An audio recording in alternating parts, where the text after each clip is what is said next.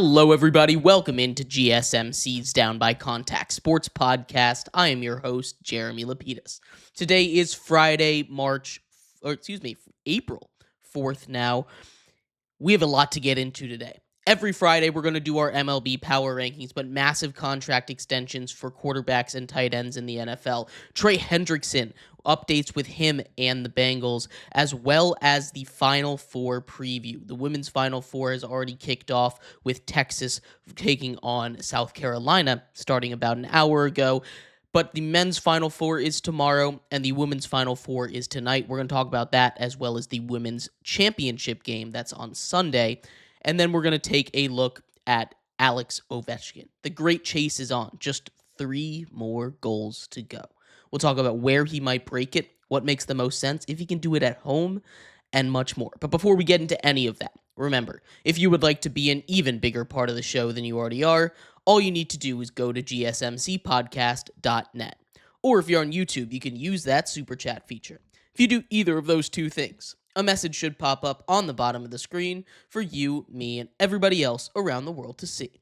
If you do have a burning question about sports, anything at all that you would like to ask, go ahead and throw that in the comments. Throw it in the chat. I will get to it as soon as I possibly can. I appreciate everybody so much for sticking around, talking some sports with me here on a beautiful Friday, April 4th. But like I was saying, we are going to get into a little bit here on Trey Hendrickson. Trey Hendrickson is in a really interesting situation. Him and the Bengals are not at a point where you might call it a happy relationship, but they are at a point where something's about to break. Trey Hendrickson led the league in sacks last year. He finished in the top 3 of Defensive Player of the Year voting, and he wants to be recognized for that. Despite the Bengals having an atrocious defense, he was not a reason for that. He was a reason why the Bengals were able to win a lot of games down the stretch, getting some sacks that really did change the games. Sacks are incredibly important, and leading the league in it is a massive reason why he is one of the better defenders, edge rushers in the NFL today. But the Bengals, he clearly wasn't the top priority for them. Right? They went out and they already signed Jamar Chase to a record-breaking contract. They signed T. Higgins to a massive contract. They've decided to go all in on the offense, leaving the defense out to dry a little bit.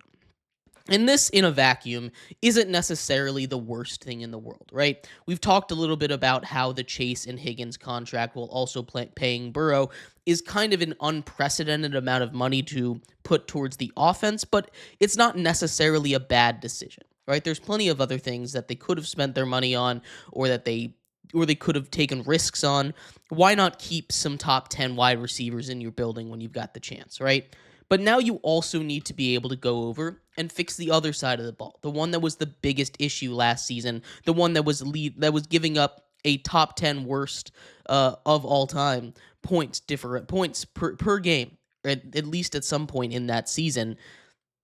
Trey Hendrickson needs to come first at this point. But the issue is the Bengals seem very uninterested in giving him any kind of time or day.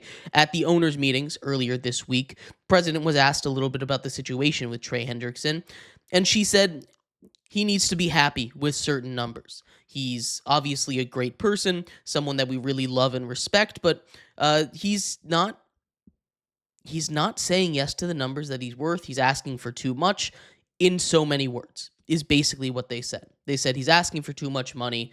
They went out there and just trashed him to his face. Now, Trey Hendrickson on the Pat McAfee show came out and was like, it seems like from everything he's been saying and from his point of view, despite him asking for a trade, that he has been interested in staying with the Cincinnati Bengals. It seems like a place that a lot of players, credit to the Bengals organization, want to stay and play despite asking for a trade. He's someone that seems interested in staying, but he says the communication between the Bengals and his team have been poor. They haven't really worked, and they haven't really had those conversations. The Bengals don't seem too keen on getting him back on what he deserves. Now, the question is, what is he worth in the trade market? Obviously, a sack leader is worth a lot, but he's also a little bit up there in age. He's kind of getting starting to get to the back end of his prime, so he's not worth what a potential Myles Garrett trade would have gone for. He's also not going to get potential Myles Garrett money if that's what he's looking to get, despite putting up better sack numbers last season than Myles Garrett did. He's not going to outdo Myles Garrett. I just don't see it happening. These two sides need to figure it out because he is a massive part of a defense that needs every single top quality player they have if they want to be successful. This is a team that can win a Super Bowl if the defense is even average. The way that offense can play, one of the best offenses, the best offense in the NFL, you'll win a lot of games with that. But you won't win a lot of playoff games with a defense as bad as the Bengals were last season, and they've already lost a lot of key pieces. They need to focus on retaining a lot of the guys that they have. They need to focus on retaining Trey Hendrickson, or they need to focus on moving out. They can't do both. And it seems like at this point they're getting further and further away from a deal. It seems like Trey Hendrickson is going elsewhere. Now, elsewhere, where might that end up? There's a couple destinations where he could go. The Eagles are always open on the trade market. Whenever a name is out there, there's someone that's always interested. Another team, the 49ers, are one that I'm looking at. I don't expect them to trade Trey Hendrickson into the AFC, so we're trying to stay on the NFC side of things. The Packers desperately need an edge rusher. Getting a guy like Trey Hendrickson would do wonders for them. The Washington Commanders, another team that I really like the fit with. There are a lot of teams out there that could use a top quality edge rusher, especially in the NFC. Really, all the teams that should have or could have been in on the Myles Garrett trade should be in on Trey Hendrickson. I'm really narrowing my sight down onto the Packers and the Commanders here. They've got a good amount of money. The Packers haven't been super aggressive in free agency. They're a team that I think could really use the services of a Hendrickson. I don't know how much it'll cost. I can't imagine it'll cost more than a second and a fourth kind of situation, but I'm sure the Bengals are looking to get a first-round pick out of him. I just don't know if teams are going to be willing to make a trade like that for Trey Hendrickson. We've seen first-round picks be pretty stagnant this year. We haven't seen a single move of a first-round pick at all, which is the latest it's ever been into draft season without a first-round trade of some point. We'll see if we get to the draft without any trades. It's kind of trending that way right now, but we'll have to keep our eyes and ears open as this situation develops, because this is one that really can completely change the way that an offseason is going for either team. But I'd love to hear your thoughts. What do you think about the Bengals and Trey Hendrickson? Do you think he's coming back? If not, which team do you think he's going to go to, and which team, and how much do you think it's going to cost? I'd love to hear your thoughts. We're going to take a quick break. When we come back, we turn our attention over to basketball. The Final Four right now for the men's and women's kickoff this weekend. March Madness is going to be done on Monday for the men's, Sunday for the women's. We'll go over everything as we prep for our last weekend of the madness coming up next here on GSMC's Down by Contact Sports Podcast. I feel like I'm losing my mind. Is everybody in the world blind? Please, Lord, give me a sign, a sign. I feel like I'm losing my mind. Is everybody in the world blind? Please, Lord, give me a sign, a sign. I wanna be the greatest. Everybody on the fake shit. I look around and feel like everybody is the fakest. I make this every day and I'm impatient, hoping one day I blow up from the basement. Statement, the top is so vacant. I don't hear shit that I think is amazing. Waiting for my day when I'm playing sold out shows for 1,000 faces. Hey, give me that crown, get in my way and to be put down. It ain't your place, all this my town. If I want that shit, then I'll get it right now. I'm losing it, the noose it fits, I'm losing shit. A stupid myth, you choose to live or choose to dip. You choose to fight or lose your grip and lose a gift. I feel like I'm losing my mind. Is everybody in the world blind? Please, Lord, give me a sign, a sign. I feel like I'm losing my mind. Is everybody in the world blind?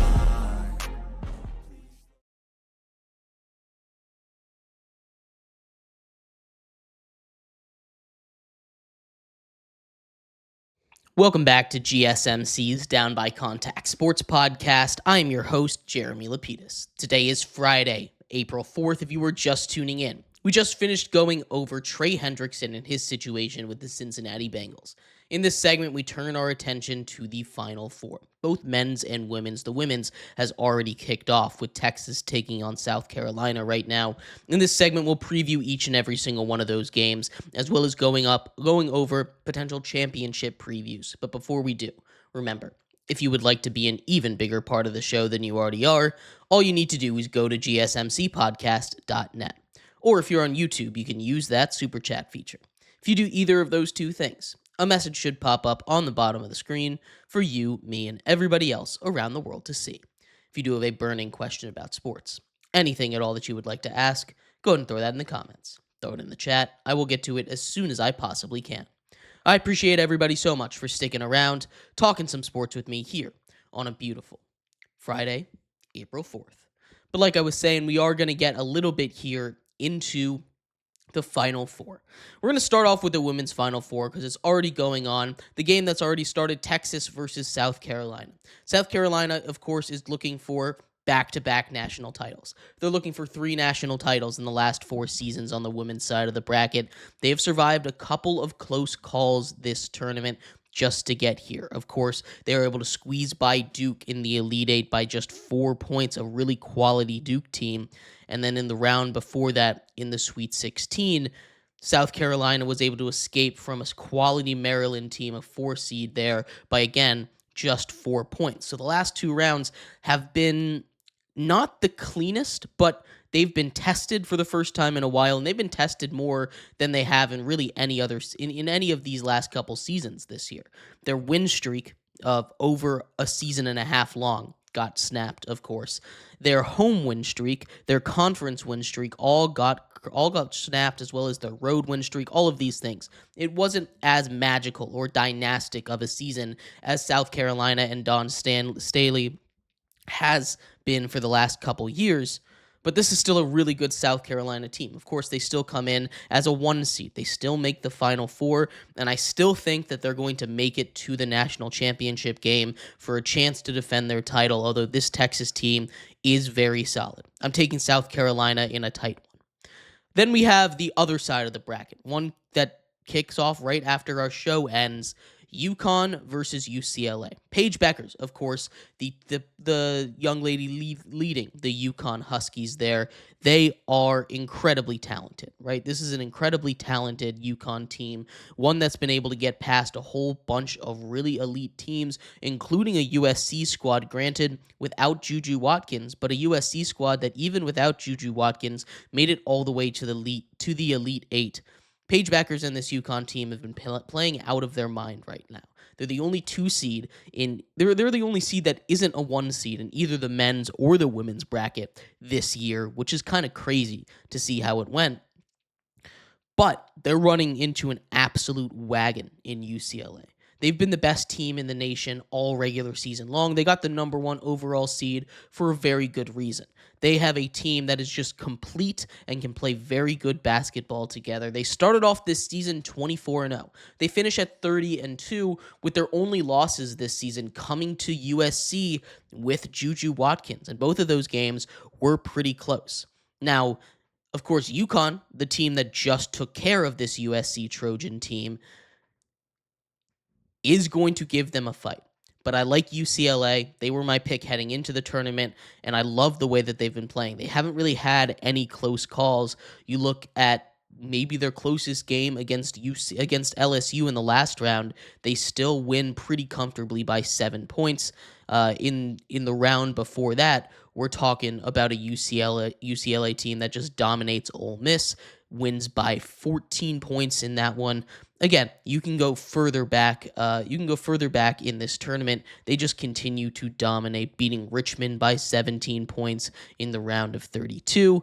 And, of course, taking care of business, nearly doubling up the 16 seed Southern U that they played in the first round. This is a very talented UCLA squad, and despite all of the talent that UConn has, despite the high-profile names that UConn has, I'm still taking UCLA to take on South Carolina in a national championship game. And that game should be everything. That game should be so much fun to watch. I'm still leaning with the number one team overall in the nation in UCLA. South Carolina has been amazing, and they've proved that by making it to the Final Four so far. But on Sunday, I just think UCLA is going to be a little bit too much, and South Carolina is going to fall just short this year from winning a national title. But on the men's side of things, they kick off tomorrow. Tip off tomorrow. We're going to start off with Duke versus Houston. Duke, a 5.5-point favorite in this one. Duke has been the best team in the nation all tournament long. They've been beating teams by 20 just about every single matchup. The last time these two teams met was actually in last year's March Madness tournament. They were both in the same bracket, or the same quadrant, I should say. Duke took care of business in the Sweet 16 as a 4 seed over the 1 seed Houston, winning 54-51. Now, both of these teams are drastically different from last year. Of course, Houston still has that same coach, that same defensive style, and they play a very similar way, but they've got much better three-point shooting this year.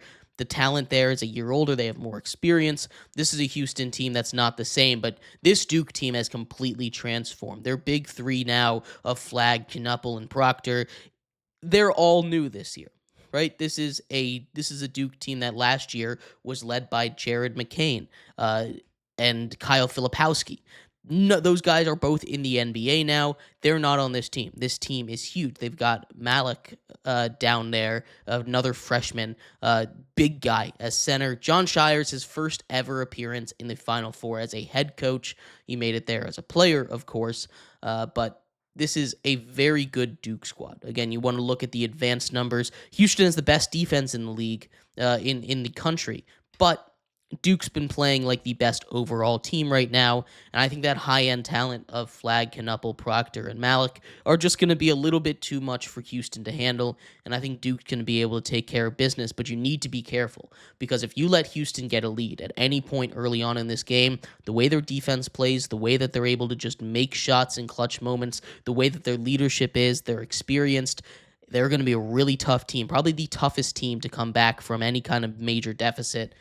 I'm still taking Duke and the young guys in this one, though. That sets up a matchup for Duke versus either Auburn or Florida. Florida favored by 2.5 in this one, but Florida has survived a couple scares in this tournament already. Obviously, they survive on just an amazing comeback in the Elite Eight against Texas Tech, but earlier on against UConn, they only win that game by 2 points. They go cold near the end. Walter Clayton Jr. had to become Mr. Clutch in this run. He really has been that. He's been one of the clutchest players that we have seen ever in a tournament run. This is going to be a really tough game. Bruce Pearl, of course, has a little bit of experience. He took this Auburn team to the Final Four in 2019. Of course, again, that's 6 years ago at this point. None of these players are the same, but you've got Janai Broome. This is a very good Auburn team, and they're playing back like it's back in the midseason, right? This is the best that this Auburn team has played in a very long time. They have just looked cool, calm, collected, and they're playing as a team again. It took a little bit of a shove from Creighton and Alabama State, but they turned it on at the right time, and right now, they are looking very scary. I think despite Florida being all around probably the safest team in this tournament, where they just don't really have any weaknesses, they've got depth, they've got everything that you might expect, they've got the clutch players, they've got the reserves, they got everything you need. Auburn just has, again, that high-end talent, and I think because of that, they're going to be able to push past this Florida team in a very, very close one again. And that sets up what we've all wanted, right? Janai Broome versus Cooper Flagg, number one versus number one, Auburn versus Duke in the finals. But we're going to save that preview, if it does ever happen, for Monday. But I'd love to hear your thoughts. What do you think of either of these Final Fours? Who do you think is coming out on top in either of these brackets? Let me know. I'd love to hear your thoughts. We're going to take a quick break.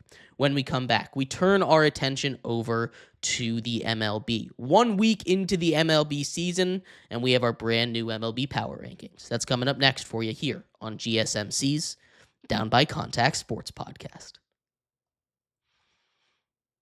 Looking for your daily fix of sports talk without having to pay for it? GSMC Sports Network is available on YouTube. Just search GSMC Sports Network. Get your fix of daily sports talk shows on YouTube, absolutely free. NFL, college football, NBA, MLB, MMA, UFC, fantasy football, and so much more.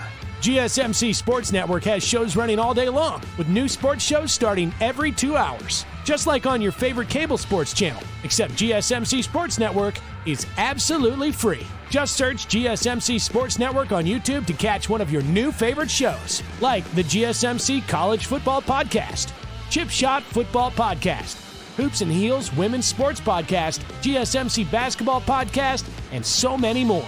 Check it out for yourself. GSMC Sports Network, now available on YouTube absolutely free. Search GSMC Sports Network on YouTube right now.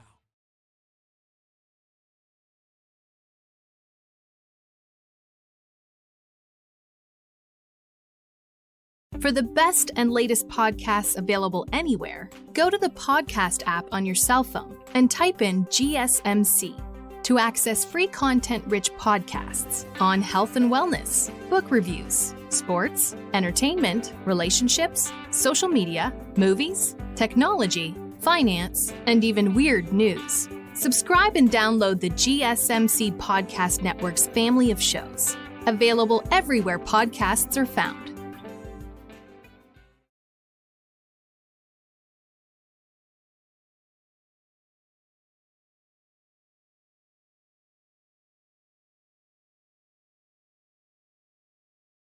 Welcome back to GSMC's Down by Contact Sports Podcast. I am your host, Jeremy Lapidus. Today is Friday, April 4th, if you were just tuning in. We just finished talking about the Final Four for both the men's and the women's, a preview of both of those games. In this segment, we turn our attention to baseball. 1 week into the MLB season, and a lot has changed. My perception, your perception, and everything we expected about this MLB season has been thrown for a loop. We're going to talk about that with our MLB Power Rankings coming up for you in a second. But before we do, remember, if you would like to be an even bigger part of the show than you already are, all you need to do is go to gsmcpodcast.net. Or if you're on YouTube, you can use that super chat feature. If you do either of those two things, a message should pop up on the bottom of the screen for you, me, and everybody else around the world to see. If you do have a burning question about sports, anything at all that you would like to ask, go ahead and throw that in the comments. Throw it in the chat. I will get to it as soon as I possibly can. I appreciate everybody so much for sticking around, talking some sports with me here on a beautiful Friday, April 4th. But like I was saying, we are going to get a little bit here into the MLB Power Rankings. The MLB Power Rankings, of course, every single Friday for us here on GSMC's Down by Contact Sports Podcast. Fresh off the presses, starting off with a new team at the bottom, down 3 spots from last week.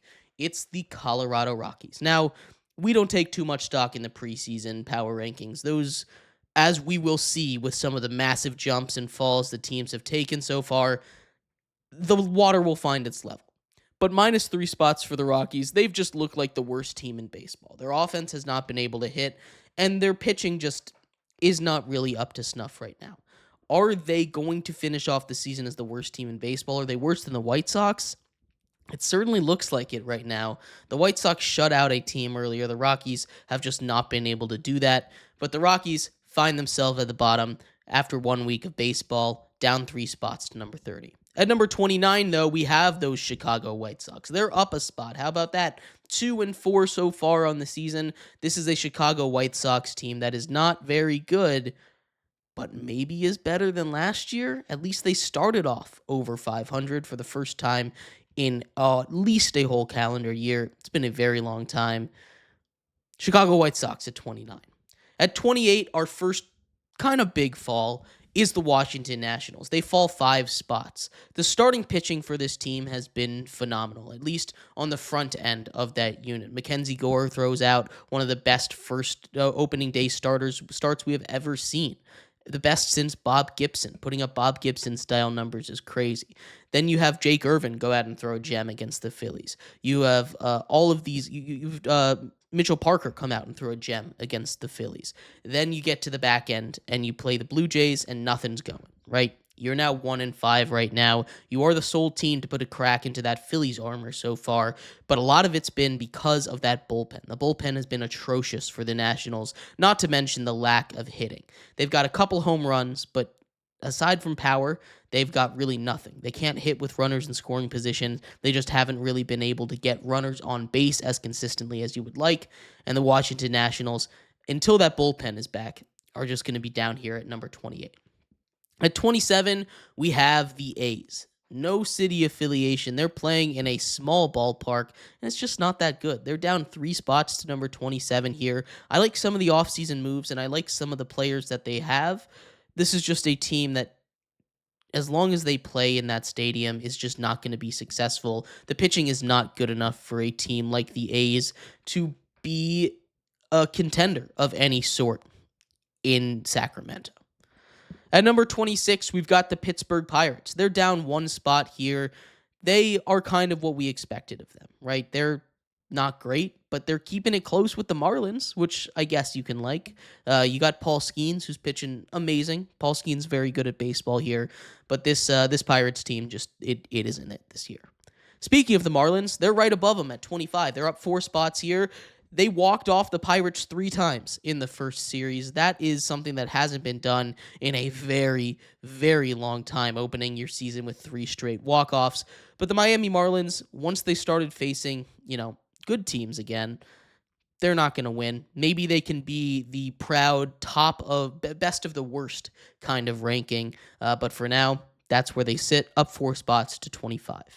The Brewers are our biggest fallers so far, minus 6 spots to number 24. They just looked horrendous. The normal piece of their team that is, their most successful point, the starting pitching, got absolutely wrecked by the Yankees. It wasn't just the torpedo bats, although I know it helped. Of course it does. When you have, a better sweet spot, you're going to be better at hitting the ball. It doesn't take a genius to put the dots together why the torpedo bats are working.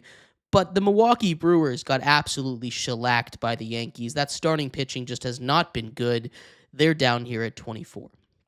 At 23, up 5 spots, it's the Los Angeles Angels. I've been really impressed with this team. Again, not super impressed. They were playing the White Sox. So, not the most impressed, but still, they've got a little bit there. I like the back end of their bullpen. Mike Trout's still kicking. He got an injury scare already, but if he can stay healthy, this team is, again, a contender with the Marlins to be best of the worst. Nice distinction there. Getting to 22, we've got the Minnesota Twins, and this is our first real big movement, minus 12 spots. They were in our top 10. Injuries have already started to strike. Royce Lewis dealing with injuries. The offense just hasn't really exploded the way that I expected it to. Again, injuries. The big if with the Twins was if they can stay healthy. They have not stayed healthy, but they're a team I still believe in.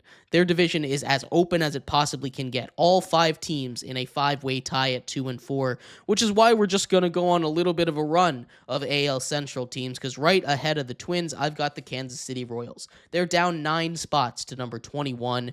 This is a Royals team that lost 2-3 to the Guardians. Their pitching's been solid, and Bobby Witt's been amazing. But this team just has not been consistent enough with their pitching staff for me to move them up. And that's why the Guardians are ahead of them. Again, we're running this AL Central gauntlet right now. They're minus 5 to number 20. Jose Ramirez is still amazing. They lost a little bit, but they'll figure it out. This is a team that I don't really have a lot of fears of, but that AL Central is wide open, which again, why we finish off that AL Central, we just got Twins, Royals, Guardians, and now the Tigers at number 18. They're actually up 2 spots. The reason I'm moving them up to 19 is because they played the Dodgers. And, losing to the Dodgers, I don't know if that really counts as a loss. And I'm only half joking there, really. They played tight against the Dodgers. The Dodgers had to come back, had some walk-offs against them. They played really good. So they're up a couple spots here, but still at 2-4, I'd like to see them get a couple more wins before I really start to raise them up a little too far. At number 18, I've got the St. Louis Cardinals. I was really low on this Cardinals team. They're up 8 spots right now. They're having one of their best starts in almost 30 years. It's kind of crazy. Nolan Arenado is back to hitting his stride, which is kind of what which was missing. I wasn't really expecting him to come back. This is a team that could be okay. Again, a pretty weak NL Central as well. Could see anybody win that division. At number 17, though, it's the Cincinnati Reds. They're down 4 spots. They had a couple of tough series. I love Ellie De La Cruz. He's back, and he's playing like an MVP level kind of guy. Early on in the season, we'll have to see. Matt McClain's playing great baseball. The pitching staff is healthy right now. A little concerned about the bullpen, but this is a Reds team that I still am very, very high on. At number 16, we've got the Seattle Mariners. They are down 7 spots right now to number 16.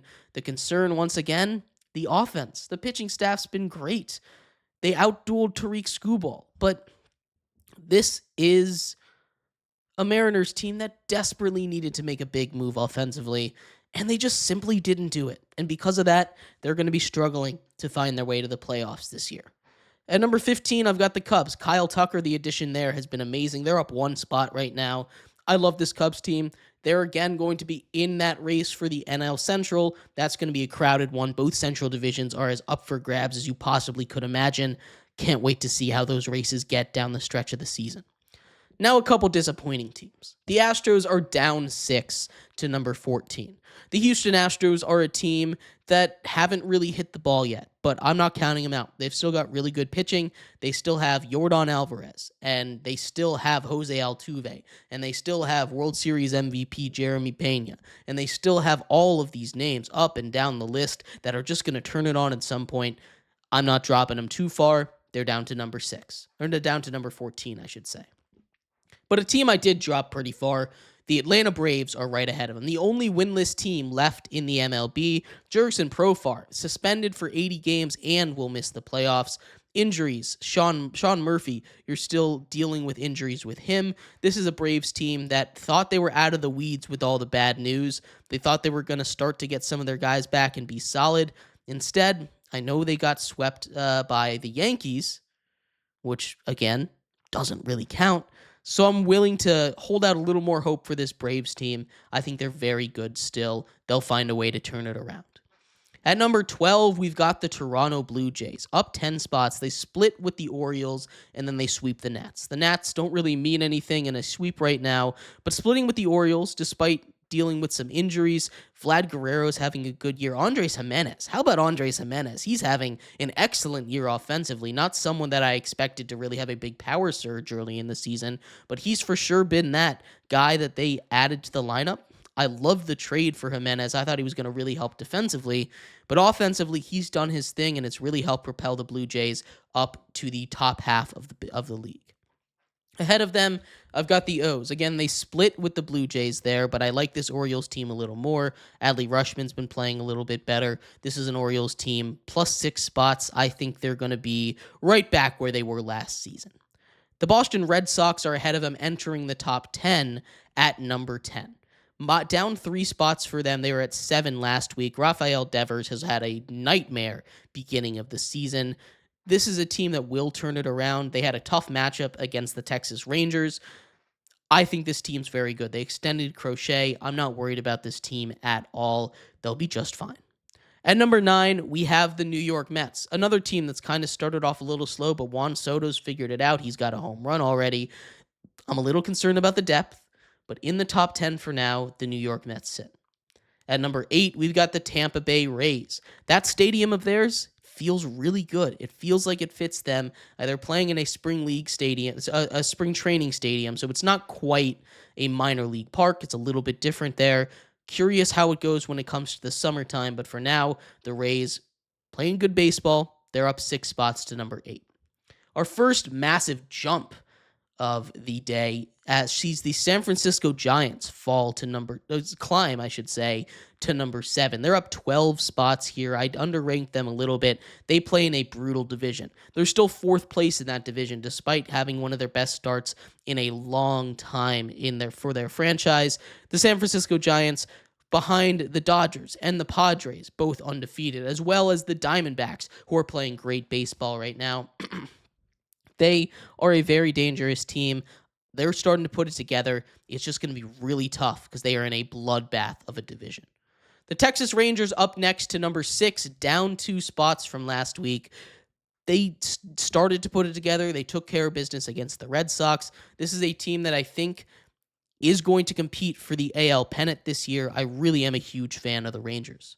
At number 5, our biggest jump is the Yankees. I had them at 20 last week because I thought they'd be kind of average after losing Juan Soto and Garrett Cole to injury/free agency. But they've been just fine. Of course, the torpedo bats and going up against the Brewers pitching has been pretty beneficial to them.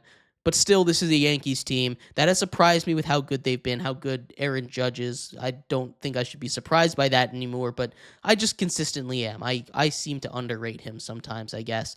But the Yankees are in the top 5 at that 5 spot and are once again threatening to be the AL pennant winners.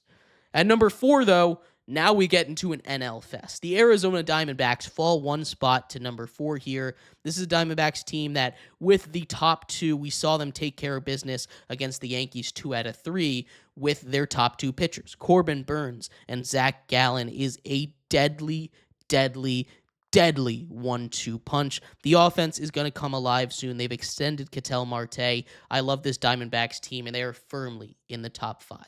The Philadelphia Phillies. They are up 2 spots to number 3. The Phillies go out there. They have a very, very good year this year already. I'd like to see a little bit more out of them, of course, but this is a Philadelphia Phillies team.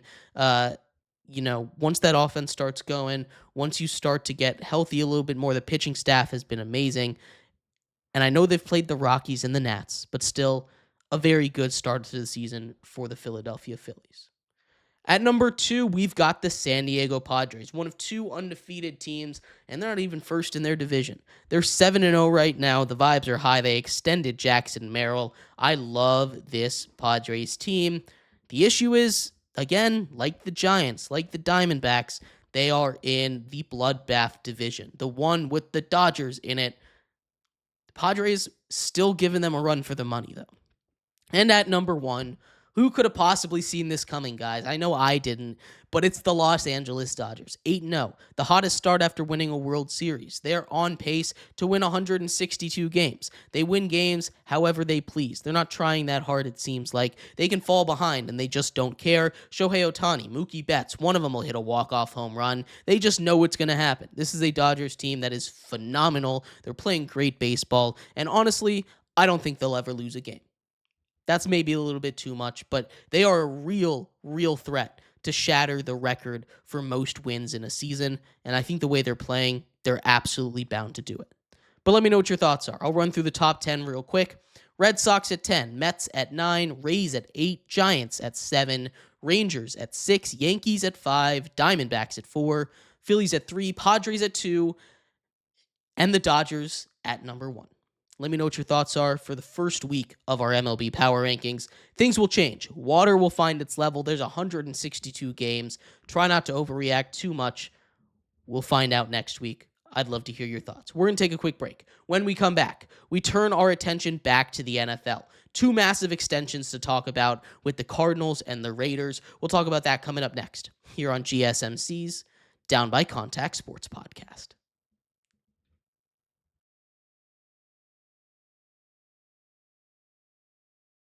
For the best and latest podcasts available anywhere, go to the podcast app on your cell phone and type in GSMC to access free content-rich podcasts on health and wellness, book reviews, sports, entertainment, relationships, social media, movies, technology, finance, and even weird news. Subscribe and download the GSMC Podcast Network's family of shows, available everywhere podcasts are found.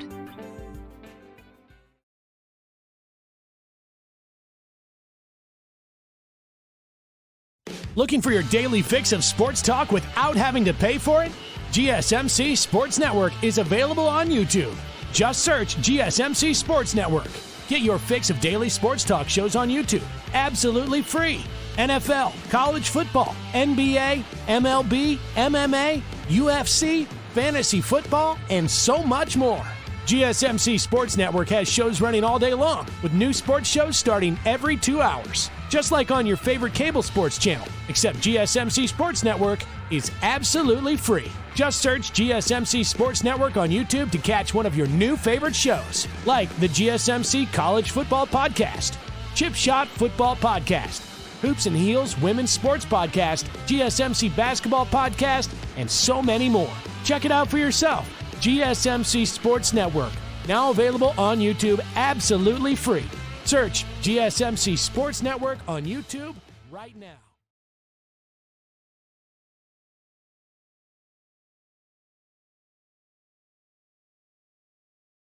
Welcome back to GSMC's Down by Contact Sports Podcast.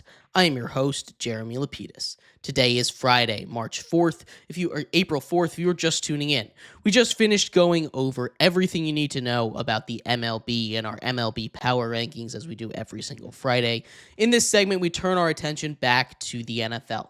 Geno Smith and Trey McBride get massive extensions. We'll talk about that and much more in just a second. But before we do, remember, if you would like to be an even bigger part of the show than you already are, all you need to do is go to gsmcpodcast.net. Or if you're on YouTube, you can use that super chat feature. If you do either of those two things, a message should pop up on the bottom of the screen for you, me, and everybody else around the world to see. If you do have a burning question about sports, anything at all that you would like to ask, go and throw that in the comments. Throw it in the chat. I will get to it as soon as I possibly can. I appreciate everybody so much for sticking around, talking some sports with me here on a beautiful Friday, April 4th. But like I was saying, we are going to get a little bit more into these massive extensions, starting off with Geno Smith. Geno Smith, of course, was traded to the Raiders from the Seahawks at the beginning of this offseason. They reward him with a 2-year, $85.5 million extension with $66.5 million of it guaranteed. Geno Smith, in my opinion, is a top 10 quarterback in the NFL. Now, the contract extension is going to have him for 3 more years with this team. Again, the money is going to go up to $85.5 million. So it's really about a $75 million contract for him, with $66.5 million of it now guaranteed. That's still a discount, though. We're talking about an extension that now pays him a little bit over $42 million per year, $42.75 million per year. That puts him 14th for quarterbacks, right? 14th in the NFL for quarterbacks, which if you're looking at a guy like Geno Smith, who, again, in my opinion, a top 10 quarterback in the NFL, if you can pay him like a top 14 quarterback in the NFL, if you can pay him as the 14th best quarterback, you're getting like 5 or 6 spots of value right there out of a guy in Geno Smith. And again, getting him at just $42 million a year, $43 million a year is an absolute steal. Let's look at what he's done as a starter in Seattle, right? One of the things he does best, of course, is avoiding sacks and dealing with pressure. It's one of the reasons why I like Cam Ward in this draft, and that's something that he has an elite skill for. He was a little bit of a late bloomer, which is why people don't like to give him all the credit. But if you take the 3 years and you average it out, he's averaging a little bit over 4,000 yards per season, averaging about 23 touchdowns and 12 interceptions, if you round up and down to the closest whole number. That is a really solid season. 4,000, 23, and 12. That is exactly what would make people go crazy for a Caleb Williams. And the fact of the matter is, he's also not going to take the sacks, which is huge. It is so huge for a quarterback to not take the sacks and be able to deal with pressure. It is amazing how good Geno Smith is at doing that, and now Vegas has him for the next 3 seasons. I'm a massive fan of this move. I love the fact that he is now locked in for the substantial future, while they, can wait a little bit to try and find a rookie franchise quarterback.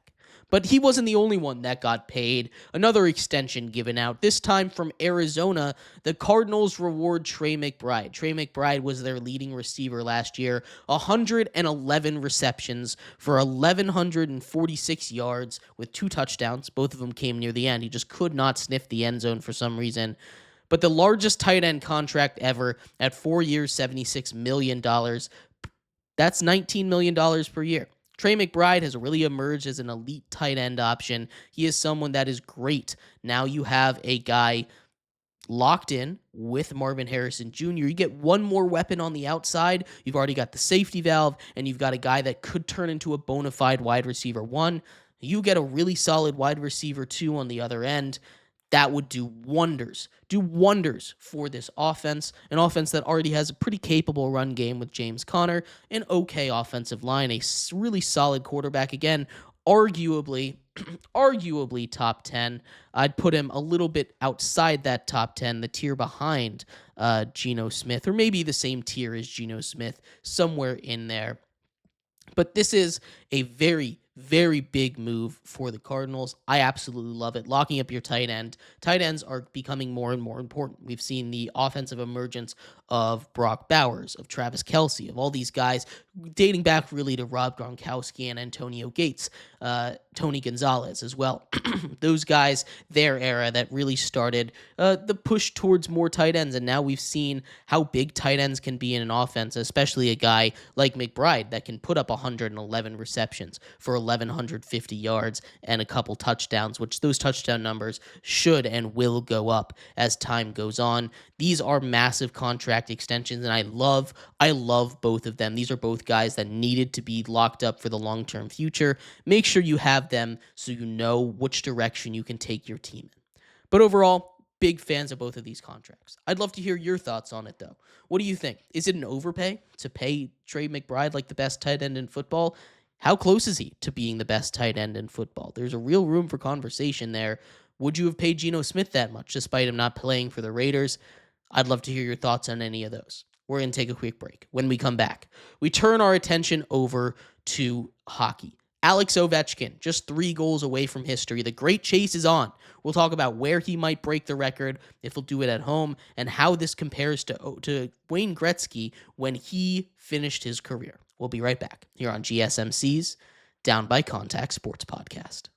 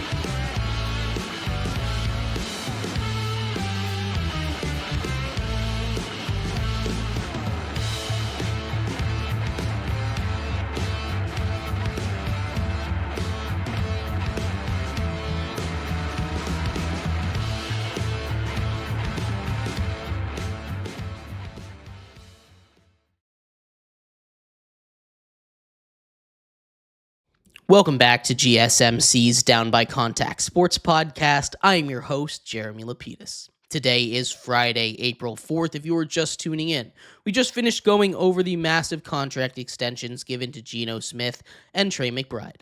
In this segment, we turn our attention to the NHL. We're covering the full spectrum of sports today, that's right. All 4 major American sports in our sports show today. That's always a good thing when we can hit all 4 of them. But Alex Ovechkin, the great chase is on. With just 8 games, so just 7 games to go, in the regular season, Alex Ovechkin just 3 goals from passing Wayne Gretzky. He tossed another one in his last game on a 5-on-3 power play versus the Hurricanes. Where might he break the record, though? Let's break it down. We will in a second, but before we do, remember, if you would like to be an even bigger part of the show than you already are, all you need to do is go to gsmcpodcast.net. Or if you're on YouTube, you can use that super chat feature. If you do either of those 2 things, a message should pop up on the bottom of the screen for you, me, and everybody else around the world to see. If you do have a burning question about sports, anything at all that you would like to ask, go ahead and throw that in the comments. Throw it in the chat. I will get to it as soon as I possibly can. I appreciate everybody so much for sticking around, talking some sports with me here on a beautiful Friday, April 4th. But like I was saying, I would like to get into a little bit here of Alex Ovechkin. The great chase is on. 3 goals from history here, 7 games to go. Can he do it? Let's talk a little bit of history before we get into the timetable for him. Gretzky, obviously the greatest hockey player of all time. He's got almost 3,000 points in his career, points with goals and assists. He had nearly 2,000 assists to go with 893 goals all time. He is amazing. 894 goals all time. He is amazing. He did that in 1,567 games. Alex Ovechkin, currently 1,485 games in, will break his goal record with fewer games. That is something to point out there. This has already proven Alex Ovechkin, and even if he didn't end up breaking the record, if he was just 5 or 6 goals short, if he retired today, and which he won't, he'll break this record, there's no doubt in my mind, he would still go down as the greatest goal scorer of all time. I feel very, very strongly about that. Now, the reason I say this is not only because he did it in less games. He did it in about 80 less games. It's also the fact that he did it against the best goaltending era we have ever seen. He was doing it against Hall of Famers night in and night out. He scored against the most amount of goalies in his career. He has scored against the most Hall of Fame goalies, I'm pretty sure, in his career, or at least future Hall of Fame goalies with the great scoring drought era. Gretzky was playing in an era where you would see final scores that we're kind of getting used to now. Scores like 5-4 in every single game, right? Nowadays, we're starting to get back to there, but in the early 2000s and the 2010s, hockey games would finish 3-1. They would finish 4-2, and those would be high-scoring games because of how good the goaltenders were in this era. Alex Ovechkin has done that, become the greatest goal scorer of all time in less time against better competition. Not to say that he's the greatest player of all time, but he's already cemented himself as the greatest goal scorer of all time already. But let's take a look at at where he might break the record, because there are just 7 games to go. He needs 3 goals. He has been on an absolute tear. Right now, he has 3 home games remaining, 4 games on the road. Let's see where he might break it. The first one is later on this weekend at home against the Chicago Blackhawks. I don't think he's going to get a hat trick there. I don't think we're going to be able to get it there. We're going to count on maximum 1 goal per game kind of situation, which if he did that, goal, would put him at home against the Carolina Hurricanes later on next week. That would be a great game. The Hurricanes just destroyed the Capitals 5-1 the other day. That would be a game that would be a playoff preview as well. Now, outside of them, they get the Islanders twice, they get the Blue Jackets twice, and they get the Penguins. So we're looking at teams, the most likely teams that it'll be broken against were the Blue Jackets and the Islanders. Now, we'll take out the Islanders because unless he scores 2 goals in a game, his second game from now with 3 goals to go is against the Islanders. So I don't think the Islanders are the most likely. I think the Blue Jackets, of course, are the most likely. They go back-to-back against the Blue Jackets, 1 on the road, 1 at home. Those are games 4 and 5, and I think we might see him break it at home, the final home game of the season against the Blue Jackets. That would be a crazy story, or maybe against the Penguins the final season, the rivalry between Sidney Crosby and Alex Ovechkin. Having him break the record in front of him in PPG would be a kind of sweet revenge a little bit, I think, for Alex Ovechkin. But obviously, it happens when it will. I have a very strong feeling it'll happen this season, and I think it'll be the Blue Jackets game, the final home game of the regular season. But keep an eye on it, because it is must-watch television once he gets down to 2-1. You want to be there when you see a record get broken, an all-time record, kind of like when LeBron James passed the all-time points record, one that we thought would stand forever, was this Wayne Gretzky record. And now Alex Ovechkin is he's on the hunt. He'll get it done this season. But I'd love to hear your thoughts. When do you think it'll happen? Do you think it'll happen this season? Where does he rank all time for hockey players? And is he already the greatest goal scorer of all time? I'd love to hear your thoughts. But thank you everybody so much for tuning in to today's episode of GSMC's Down by Contact Sports Podcast. I have been your host, Jeremy Lapidus. We'll be back on Monday talking about everything from this weekend. Great baseball this weekend. Maybe we see a new record in hockey. Of course, the Final Four, we'll cover that, as well as previewing the national championship and much more. I'll see you then. Have a good one. Bye-bye.